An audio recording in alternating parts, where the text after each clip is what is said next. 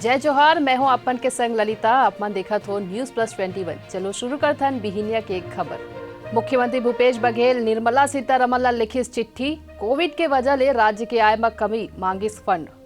कंगना ऊपर नवाब मलिक साधिश निशाना, कहिस एक्ट्रेस ले पद्मश्री वापस लिए जाए।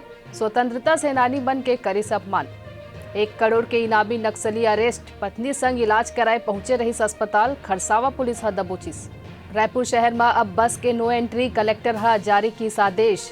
रिंग रोड होते हुए भाटागांव के स्टैंड तक ही जाही यात्री बस।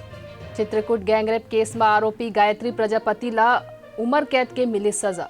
रेल यात्री मन ला मिली ही बड़े राहत, रेल मंत्रालय हा 30% तक घटाही किराया। पाकिस्तान हा गुरु नानक जयंती पर भारतीय श्रद्धालु मन के लिए जारी की 3000 वीजा। रायपुर के तेलघानी नाका मकान में लगिस भीषण आग, लाखों के माल जल के खाक।